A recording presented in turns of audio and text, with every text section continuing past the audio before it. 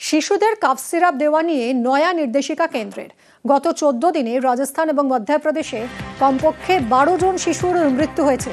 কাশির ওষুধ খাওয়ার পরেই মৃত্যু বলে দাবি পরিবারের। এরপরেই শিশুদের ক্ষেত্রে কাফ সিরাপ দেওয়া নিয়ে সতর্কতা জারি ডিরেক্টরেট জেনারেল অফ হেলথ সার্ভিসেসের। 2 বছরের কমে কাফ সিরাপ দেওয়া যাবে না। 5 বছরের শিশুদের ক্ষেত্রেও সতর্কতা জারি।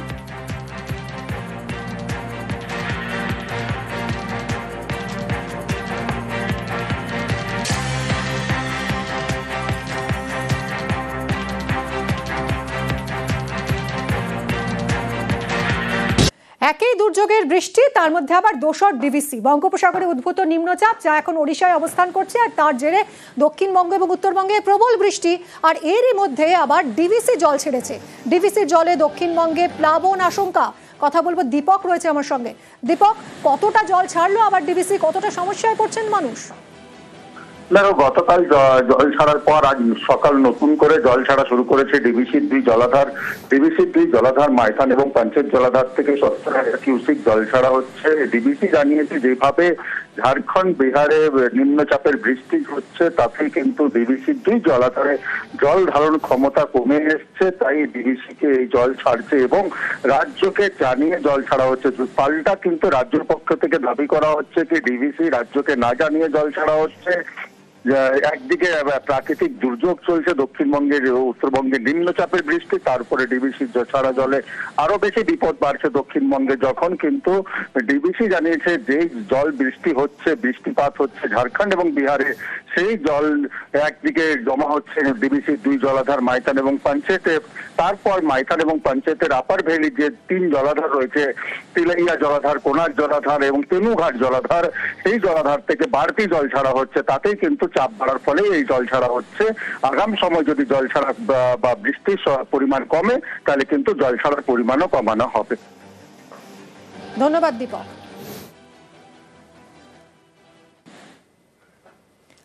এদিকে ডিভিসির ভূমিকায় ফের ক্ষুব্ধ মুখ্যমন্ত্রী। গতকাল এক্স স্যান্ডেলে দফায় দফায় সরব হয়েছেন তিনি। একে দুর্যোগ, দোসর ডিভিসির জল, দুইয়ে মিলে উৎসবের মরশুমে দক্ষিণবঙ্গের একাধিক এলাকা প্লাবিত হওয়ার আশঙ্কা তৈরি হয়েছে। শুক্রবার ডিভিসির ভূমিকায় ক্ষোভ প্রকাশ করেন মমতা বন্দ্যোপাধ্যায়। আবারও রাজ্যকে না জানিয়েই জল ছাড়ার অভিযোগ করেন তিনি। বারবার দুর্ভোগ পরিস্থিতি তৈরি হওয়ায় ডিভিসিকে তোপ মুখ্যমন্ত্রী। এক্স স্যান্ডেলে তিনি 1.5 লাখ কিউসেক জল ছাড়ার আশঙ্কা প্রকাশ করেন। উৎসবের মরশুমে ডিভিসির জল ছাড়ার তীব্র প্রতিবাদের পাশাপাশি বাংলাকে ভাসানোর চক্রান্ত হচ্ছে বলে অভিযোগ করেন মুখ্যমন্ত্রী।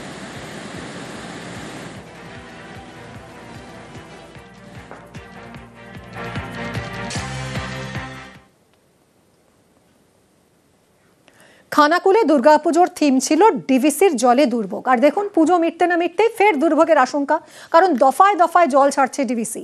আর এর জেরে উৎসবের মরশুমে দুর্যোগের আশঙ্কা।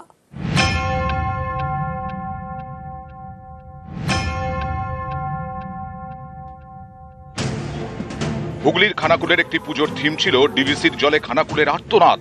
ঘোষপুর সর্বজনীনের মণ্ডপে ঢোকার মুখে ছিল ডিভিসির ব্যারাজ। ডিভিসির ছাড়া জলে ভেসে যাওয়া এলাকার ছবি, মণ্ডপে দুর্গতদের দুর্ভোগের ছবিও তুলে ধরা হয় পুজোর থিমে। বিহার, ঝাড়খণ্ডে ভারী বৃষ্টি হলেই জল ছাড়ে ডিভিসি, তাতে ভেসে যায় এ রাজ্যের বিস্তীর্ণ এলাকা। এর মধ্যে অন্যতম হুগলির খানাকুল। সেই মতো খানাকুলের একটি দুর্গাপুজোর থিমেও ছিল দুর্ভোগের ছবি। পুজো মিটতে না মিটতে সেই আশঙ্কাই কি এবার সত্যি হতে চলেছে? কারণ শুক্রবার আবারও ব্যাপক পরিমাণে জল ছেড়েছে ডিভিসি। এর জেরে ফের ভেসে যেতে পারে খানাকুল। থিম নিয়ে অনেকে সমালোচনা করেছিল। খানাকুলের যে বাস্তব সত্যিটা আমরা তুলে ধরতে চেয়েছিলাম, আজকে তার প্রমাণ হলো। আজকে আবার ডিভিসি জল ছাড়লো। বৃহস্পতিবার 65,000 কিউসেক জল ছেড়েছে ডিভিসি। পাঞ্চেত থেকে 32,500 কিউসেক এবং মাইথান থেকে 32,500 কিউসেক জল ছাড়া হয়।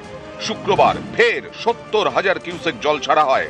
এর মধ্যে মাইথান থেকে 42,500 এবং পাঞ্চেত থেকে 27,500 কিউসেক জল ছাড়া হয়। একদিকে বৃষ্টির জল, আরেকদিকে ডিভিসির ছাড়া জল। ফের প্লাবনের আশঙ্কা খানাকুলের বিস্তীর্ণ এলাকায়। জন্ম থেকেই দেখে আসছি যে ডিভিসি জল ছাড়লেই আমাদের খানাকুলের ওপর দিয়ে বন্যা প্লাবিত হয়। আবার ডিভিসি জল ছেড়েছে, পুজো কাটতে না কাটতেই আবার একই পরিস্থিতি। সেই আমরা খুব আতঙ্কে আছি, খুব ভয়ে আছি। নিউজ 18 বাংলা। দুর্যোগের মধ্যেই ডিভিসির জলে ক্ষুব্ধ রাজ্য। গতকাল ডিভিসিকে কড়া চিঠি দিয়েছে রাজ্য। পরিকল্পনা না করে জল ছাড়ার অভিযোগ। বিসর্জনের সময় কেন এত জল ছাড়া হলো এই নিয়ে প্রশ্ন তুলেছে নবান্ন। চিঠিতে দাবি করা হয়েছে মাইথন পাঞ্চেতে জল ধারণ ক্ষমতা রয়েছে, তাই আরো ৩-৪ দিন জল ধরে রাখা যেত। ডিভিসির জলে সতর্ক রাজ্য। ডিভিসি জল ছাড়ায় জেলাগুলির পরিস্থিতি নিয়ে সেচ দফতরের রিপোর্ট তলব মুখ্য সচিবের। এত জল ছাড়া নিয়েও রিপোর্ট তলব নবান্ন। দক্ষিণবঙ্গের সব জেলা শাসককে সতর্ক থাকার নির্দেশ। হাওড়া, হুগলি, পশ্চিম মেদিনীপুরের সতর্কতা জারি। সব রকমের প্রস্তুতি, পদক্ষেপের নির্দেশ মুখ্য সচিবের।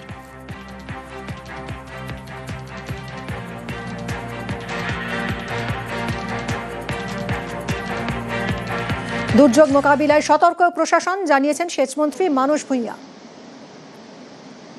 আমরা জেলা প্রশাসনকে, পুলিশ প্রশাসনকে, মহকুমা ব্লক প্রশাসনকে, জেলা পরিষদ, পঞ্চায়েত সমিতি, পঞ্চায়েতদের সবাইকে অ্যালার্ট করেছি। আমি নিজে কোঅর্ডিনেট করছি, চারিদিকে কন্ট্রোল রুম খোলা রেখেছি। কেউ আতঙ্কিত হবেন না, কিন্তু দুর্ঘটনা ঘটতেই পারে, তাই আমরা সব রকম ব্যবস্থা নিয়ে আমরা সচল রাখার চেষ্টা করছি। দুর্যোগ মোকাবেলা দপ্তরও খুব সাহায্য করছেন। বর্ধমান, হুগলি, হাওড়ার মানুষকে রক্ষা করতে সেচ দপ্তরও সজাগ আছে, আমাদের অন্যান্য দপ্তরগুলিও সজাগ আছে। কোনো চিন্তা করবেন না, আমরা আপনাদের পাশে আছি। আমাদের মুখ্যমন্ত্রী মমতা বন্দ্যোপাধ্যায় আপনাদের পাশে আছেন। ডিভিসি নিয়ে রাজনীতির জল গরম। ভোট না পেয়ে ষড়যন্ত্র, উৎসবে বাংলাকে ভাসানোর চেষ্টা। বিজেপিকে তোপ দেখেছেন অভিষেক বন্দ্যোপাধ্যায়।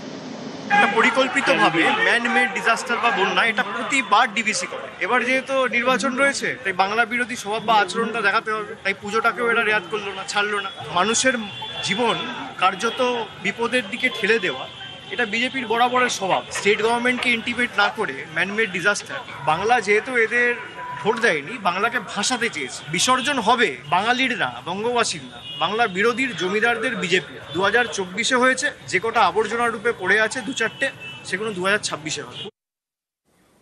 ডিভিসির কমিটিতে রাজ্যের প্রতিনিধিও রয়েছেন। বিভ্রান্তি ছড়ানোর চেষ্টা, তোপ সুকান্ত মজুমদারের।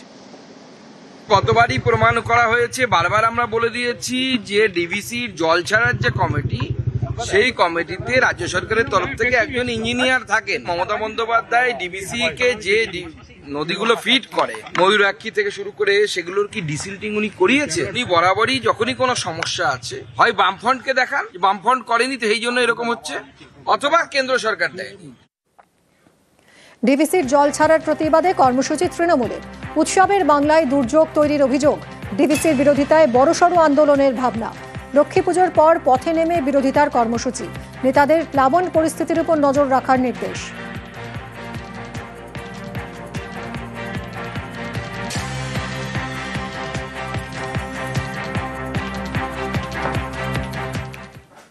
এদিকে বীরভূমে টানা বৃষ্টির জের দুবরাজপুরে শাল নদীর কজওয়ের উপরে উঠে পড়েছে জল। বেলসাড়া এবং মেজে গ্রামের মাঝে কজওয়েতে জল উঠে গেছে। জলমগ্ন কজওয়ে, আর তার উপরে পিলারগুলো জলের তলায়। কজওয়ে জলে ডুবে যাওয়ায় বন্ধ পারাপার।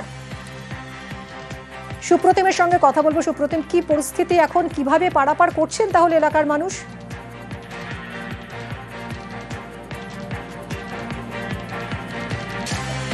সুপ্রতিমের সঙ্গে কথা বলবো। তবে এই কজওয়ের উপরেই নির্ভরশীল 10টা গ্রামের মানুষ, যারা এই মুহূর্তে চরম বিপাকে পড়েছেন, কারণ কজওয়ে জলের তলায়। টানা বৃষ্টি চলছে আর তার জেরে এই পরিস্থিতি। সুপ্রতিম রয়েছে সঙ্গে। সুপ্রতিম, এখন ঠিক কি অবস্থা, এলাকার মানুষ কি ভাবছেন, কিভাবে যাতায়াত করছেন? দেখো, এলাকার মানুষ কিন্তু এখন ঘুরপথে যাতায়াত করছে এবং ঝাড়খণ্ড এবং বীরভূমের এই যে কয়েকদিন ধরে বৃষ্টিপাত চলছে এবং তার জেরে কিন্তু ঝাড়খণ্ডের এই যে শাল নদী, যে শাল নদীতে কিন্তু ইতিমধ্যেই জল বেড়েছে এবং আজকে সকাল থেকে কিন্তু এতটাই জল বেড়েছে যে বালিজুড়ি গ্রাম পঞ্চায়েতের বেলছড়া এবং মেঝে গ্রামের মাঝখানে থাকা যে কজওয়ে, তাতে কিন্তু উপর দিয়ে জল বইছে এবং বিপদসীমার উপর দিয়ে জল বইছে, যার ফলে প্রায় 8 থেকে 10টি গ্রামের মানুষ কিন্তু ঘুরপথে যাতায়াত করছে এবং স্থানীয় পুলিশের তরফেও কিন্তু ওই কজের উপর দিয়ে যাতায়াত ইতিমধ্যেই বন্ধ করে দেওয়া হয়েছে, কারণ যেহেতু জল বাড়ছে সেটা মাথায় রেখে এই সিদ্ধান্ত। তবে যেহেতু বৃষ্টিপাত এখনো চলছে, সেই জন্য জল যে অন্যান্য নদীতেও বাড়বে সেটাই কিন্তু ব্যাপার এবং প্রশাসনেরও কিন্তু সজাগ দৃষ্টি রয়েছে নদীগুলোর উপরে। ধন্যবাদ সুপ্রতিম।